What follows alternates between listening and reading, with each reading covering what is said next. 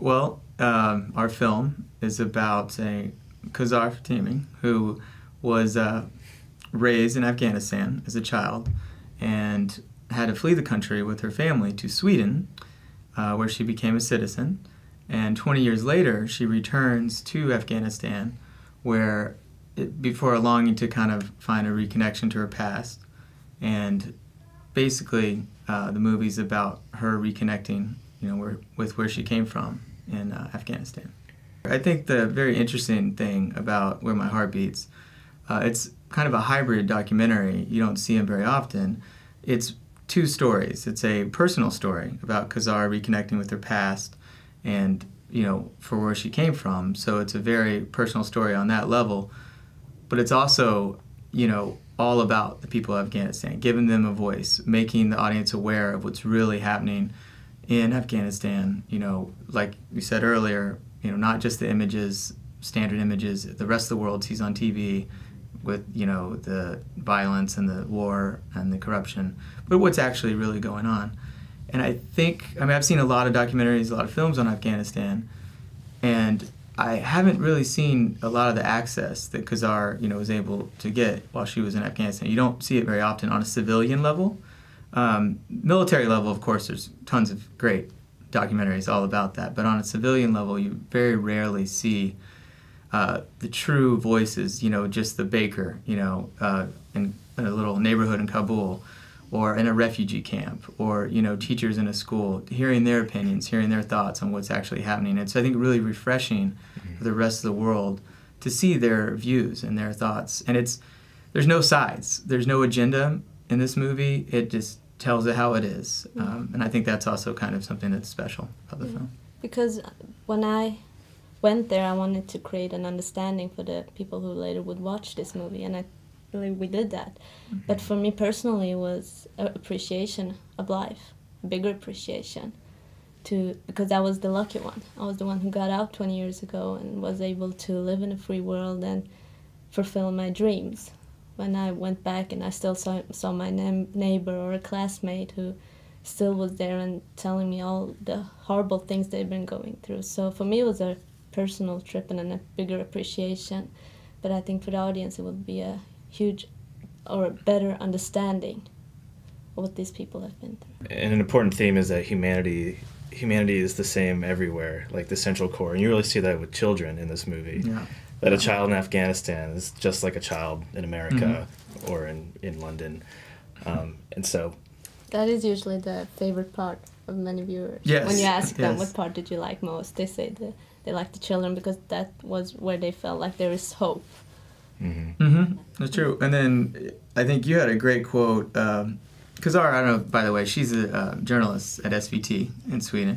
I don't know if she told you that. But she has done a lot of interviews, one-on-one interviews for SVT for the film. And I believe one of your quotes that you had mentioned that I thought was really telling of the film is the older generation in Afghanistan, there is no hope. They don't have a lot of hope. But the younger generation, they don't really know what hope is, but at least I think They have the energy. They have the energy, they're The younger. strength. And so that you see that in the kids playing, and they're innocent, just like Chris said, they're just like kids anywhere else. And, hope, there is some hope in their eyes. You can kind of see it. And I think that translates to the audience, hopefully, that you'll see there is some hope there as well.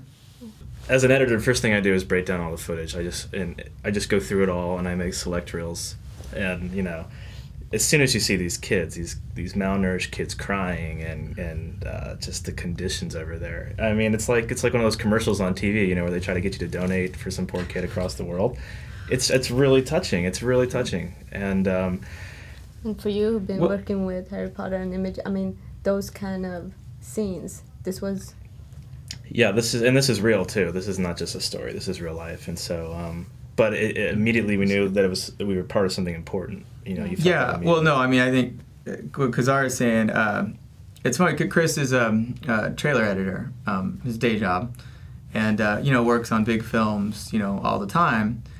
And when Chris and I were seeing the selects and looking at all the footage, for Where My Heart Beats, you know, we just knew this was special. You know, we just had a feeling. And I'm kind of a news junkie. I'm very much on the pulse of, you know, international news and what's going on around.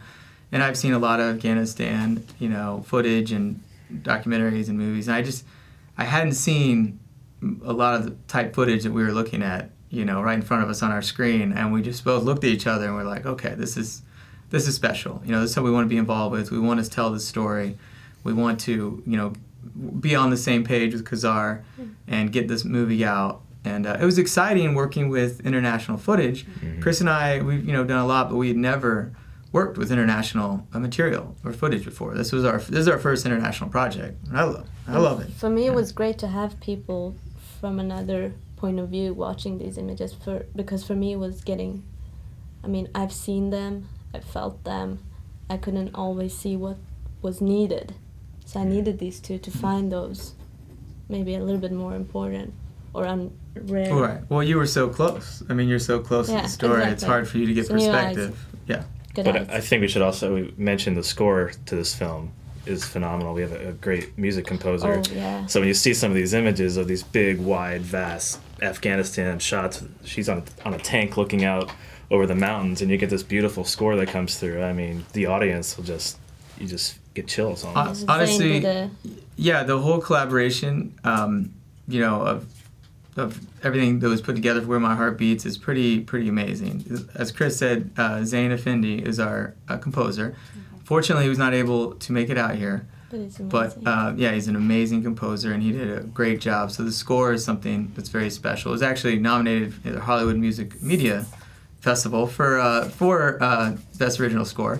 Awesome. So that's cool. But we also had an amazing cinematographer. I don't want to butcher his name. Why don't you say his name? So. Yeah, Makane Rahmati. That's the name. There you go. There you go. But I mean, you'll see it's amazing cinematography as well. So yeah, I mean, there are a lot of, you know, people came together. You know. It's the world premiere. I mean, I'm just happy right now. I've just been here 2 hours, so I'm not getting nervous yet. No, it's a huge. I mean, for us, she's screened it over in Sweden, but for us, the first time we've seen like an audience over here react. We've had mini screenings in LA, but we've had private screenings in Stockholm and Los Angeles, but this is, like Khazar said, this is the world premiere. This is the first public big screening. We're very excited to do it at Raindance. We think it's a perfect festival, you know, to show this film. Perfect fit.